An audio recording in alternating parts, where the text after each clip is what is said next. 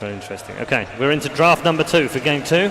This is the right approach by OG. I think that they should just keep banning the Lifestealer in all the drafts. You think? Yeah? Just keep it out of the game? Yep, absolutely. Okay. So OG have got rid of the Lifestealer. The Invoker's gone. Yep.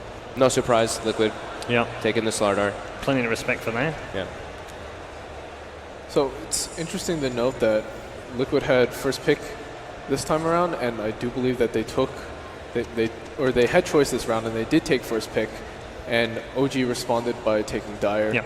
I think in previous series you've actually seen OG favor Radiant. We got an. Oh, Mike. Mike's here in spirit, guys. Yeah. Well, that's the only way he's going to come here. No, come on, dude. Leave him alone. We love Mike. Anyway, looking back at the draft, though, they had the Slardar pick, no surprise. OG, of course, going to take up the Earth Spirit. And we were talking about it. Flies Phoenix, Sunray. They're good. With that said, though, does that leave any openings for Liquid? The 2 supports are there. Is it too greedy? Are there hero core counters that are good against both of those heroes? Maybe they pick Ricky again. He's quite good versus Earth Spirit with the silences. He can get in position on top of the Phoenix, silence him, cancel the Sunray, not let him use his egg. I don't know if they want to do the exact same thing 2 games in a row, but Ricky, Disruptor, we're talking about them constantly. Hide stuff. And, the obvious one that we're not even noticing. Yeah, that one's better. All right, well.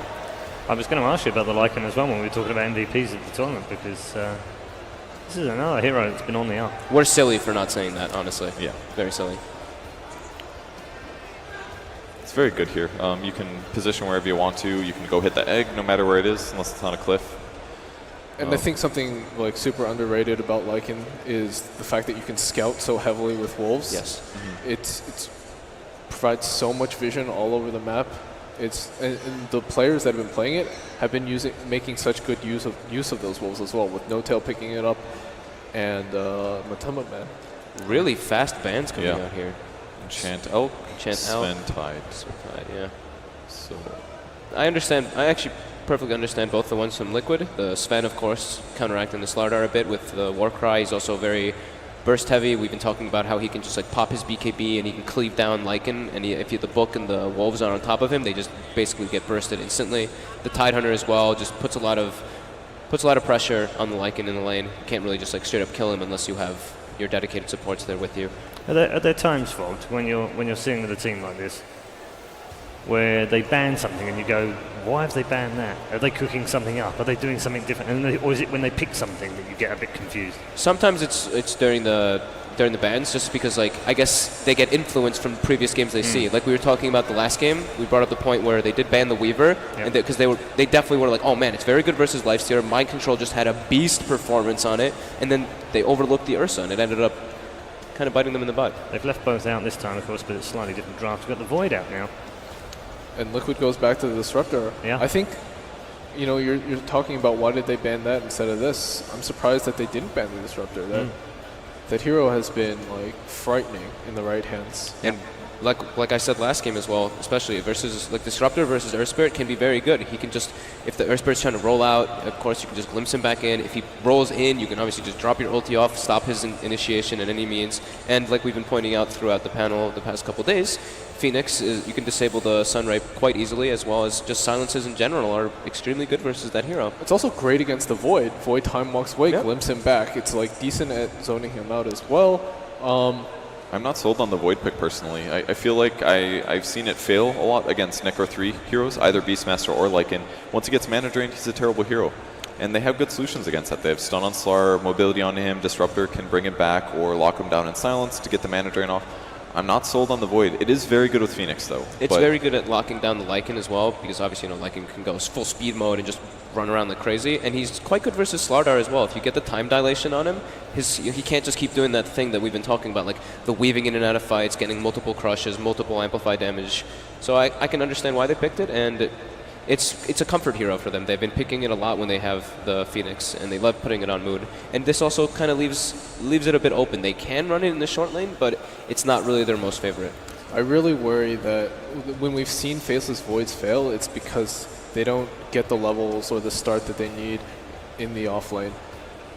So I feel like there's a lot of pressure right now on Moon to get his levels and get his items. And that's hard versus Disruptor. Team Liquid's draft is a lot more early game focused with the exception of Slar Blink.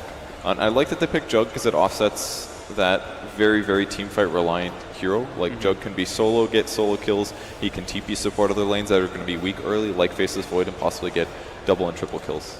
Yep. Liquid They going come back for to DK. comfort, great very pick. comfort heroes here.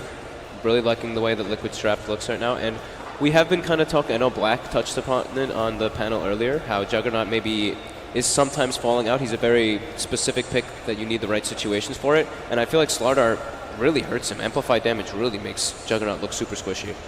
Can bash him as well. And now with Yep. Dragonite pick, they're pretty survivable Wow. to Chronosphere. Okay, so we got a Ricky ban. Super fast bans. Yeah. And Whoa. the Magnus makes And sense the Magnus ban. because they were playing Magnus with Void and Juggernaut. so Liquid have almost exactly the same draft, bar one. Jungle Beastmaster. Their draft is so good. Two Necro 3 heroes can drain mana of Juggernaut, Faces Void. Yep. They've got attack speed, or I was thinking about this earlier, but then I thought they've got Slider, so they're not going to pick Beastmaster. But clearly they're going to do 4-position Beastmaster on Kuro, most likely, and then their draft looks really good to It's me. also so fast as well, not team fight reliant at all. Whereas exactly. OG, you look at they rely so much on the Chronosphere, and now the Darkseer wall to set up a lot of their fights. I really like Liquid's approach to when they're on the Radiant. They always pick a way to be able to get into that Roshan pit and steal it from the dire sides. They're one of the few teams that when they're on Radiant, they have that massive potential to just go in there and take it, when it's usually the opposite way around. Okay, final thoughts, Charlie?